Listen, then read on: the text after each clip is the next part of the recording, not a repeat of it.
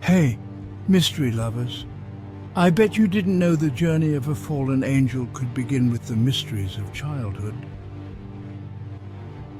Ever since Michael could remember, he had known things no child should understand.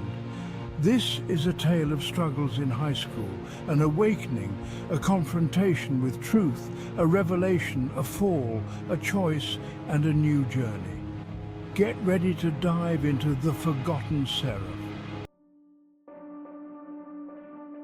At the age of 4, he could recite ancient texts that no one had ever taught him. He spoke of distant stars, long-forgotten wars, and truths so old they weighed heavy on the hearts of those who listened.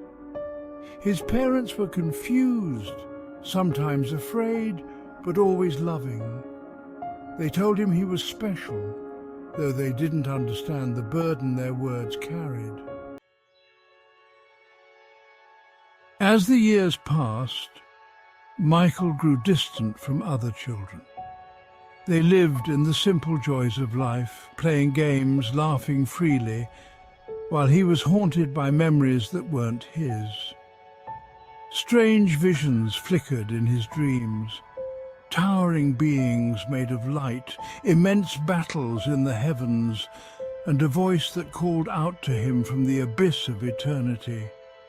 He tried to live a normal life, but there was a pull, an urge to understand why he was so different.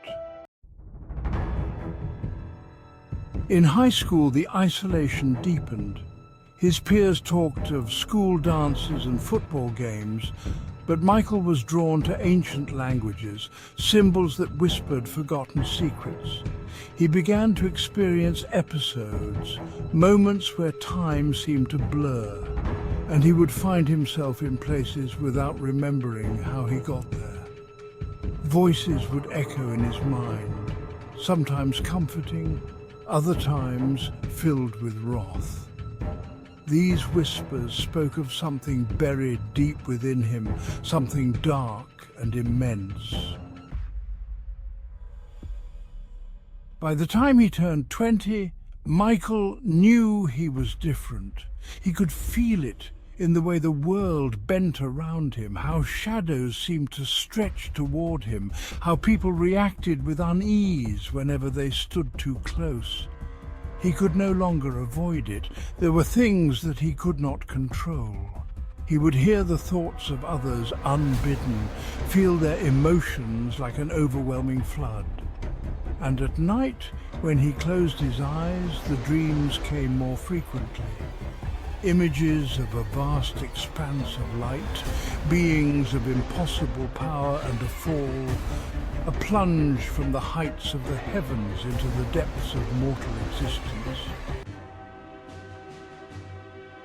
One night, as the moon hung low in the sky, Michael decided to confront his inner turmoil. He drove deep into the woods, to a place he had been drawn to for years but never dared visit. The moment he stepped out of his car, the air around him seemed to hum, and an ancient presence stirred within him. As he wandered deeper into the forest, the trees whispered his name. The stars above seemed to shift, aligning in patterns only he could understand. In the heart of the woods, he found an ancient stone covered in strange markings. His hands moved over the engravings, and suddenly memories that weren't his crashed into his mind.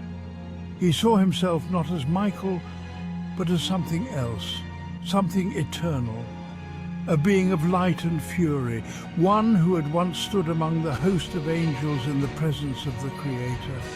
He was Samael, one of the Watchers, the angels tasked with guiding humanity in its infancy. But Samael had defied the divine order. He, along with others, had become enamored with the world of men. They had given forbidden knowledge to mortals, secrets of the stars, the earth, and the mysteries of life and death. For this transgression they were cast out of heaven, their spirits imprisoned within mortal bodies for countless lifetimes to suffer and atone for their rebellion. As the truth dawned on him, Michael, no Samael, realized the compulsion he had felt all his life. The knowledge that had been so alien to him was the fragment of his angelic self trying to break free. He was one of the fallen, doomed to live and die as a mortal over and over again, each lifetime a prison. With this revelation came another. He was not the only one. There were others like him, scattered across the earth, fallen angels imprisoned in mortal shells, trying to remember who they once were. But they were also being watched. Forces older than time itself still sought to keep them bound, to prevent them from reclaiming their true selves. In that moment, standing before the ancient stone, Michael made a choice. He could no longer live as a mere man, trapped in a cycle of ignorance and suffering. He would seek out the others, find the rest of the fallen, and together they would discover a way to break the curse that bound them. But deep inside, he knew that this path would not be easy. The heavens had not forgotten them, and the forces that had cast them down would not allow them to rise again without a fight. As Michael looked up at the stars, a distant voice echoed in his mind, an ancient voice filled with both sorrow and fury. "Remember, Samael," it whispered. "Even the brightest light can cast the darkest shadow." And so Michael walked away from the stone, no longer just a man, but something far older, something far more dangerous, a fallen angel awakening to his true power. His journey had only just begun.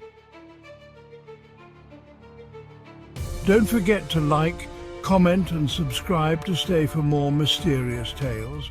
Until then, keep your curiosity alive and your lights on.